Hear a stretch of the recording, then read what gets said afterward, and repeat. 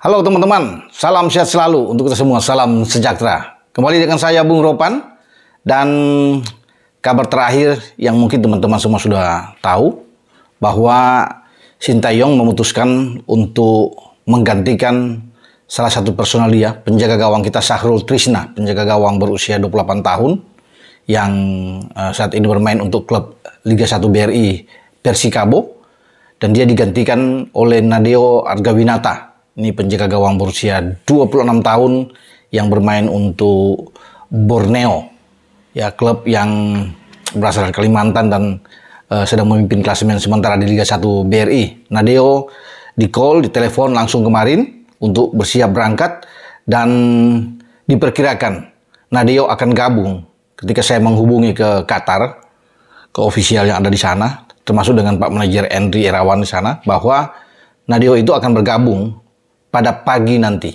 ya, di Qatar. Jadi sudah berangkat sekarang, sehingga ditunggu kedatangannya.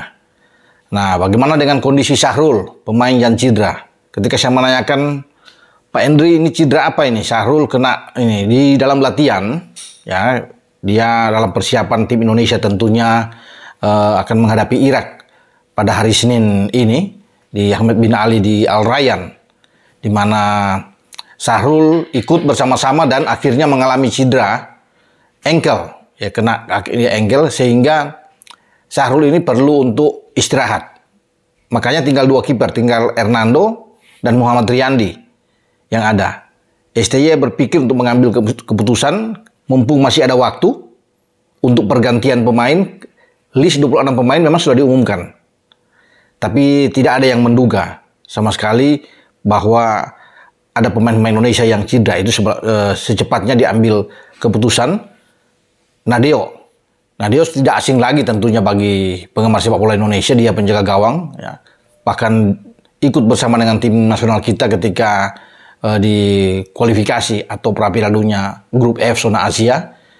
Nadeo bermain untuk tim nasional kita, baik melawan Irak, ya, dia ditampilkan, dan sekarang dia diandalkan lagi, dipanggil untuk melengkapi 3 kiper dengan Syahrul diistirahatkan. Nah, ketika saya juga menanyakan apakah Syahrul itu dipulangkan atau tetap berada di Doha, Pak Henry juga mengatakan bahwa Syahrul tidak dipulangkan, tapi dia akan tetap berada di Doha. Kenapa? Karena tim dokter akan melihat, ya, kondisi dari cedera Syahrul Trisna ini. Nah, akan ada MRI, akan diperiksa dokter, ya, mulai hari ini sudah diperiksa sampai mungkin besok untuk dilihat bagaimana, separah apa cedera ankle yang dialami oleh Syahrul Trisna ini. Makanya dia tetap bertahan di Doha sambil menunggu kedatangan Nadeo, karena sudah dipastikan Nadeo Senin akan tiba, dan Nadeo akan langsung bergabung tentunya dan masuk dalam list, ya. Ketika Syahrul dicoret, dia masuk dalam list. Cuma Nadeo tidak akan mungkin bermain langsung, ya, menghadapi Irak, karena posisi penjaga gawang sudah dipastikan akan diambil oleh Hernando. Nando akan berdiri di bawah Mistar di dalam starting 11 STY menghadapi Irak, pertandingan pertama di grup D nantinya. Itu yang akan berlangsung pada Senin malam pukul 21.30 waktu Indonesia bagian Barat. Dan tidak mengapa bagi Nadeo, karena dia memaklumi, dia baru sampai, juga dia tidak ikut latihan dari awal. Tapi ini suatu berkah tentunya bagi Nadeo ketika namanya dicoret dari awal untuk berangkat TC di Antalya di Turki dari tanggal 20 berangkat, 20 Desember yang lalu, 21 tiba. Dan dia sama sekali memang tidak berharap untuk dipanggil, tapi akhirnya ada kejadian dengan Syahrul cedera, sehingga dia mendapat kesempatan lagi untuk ambil bagian. Tapi bukan tidak mungkin Nadeo juga akan ditampilkan di saat kita akan menghadapi Vietnam atau menghadapi Jepang. Masih terbuka. Tapi tentunya dilihat dengan penampilan Hernando Ari, karena Hernando Ari menjadi kiper utama sekarang, ya, di tim nasional yang selalu dimainkan, selalu diandalkan oleh STY.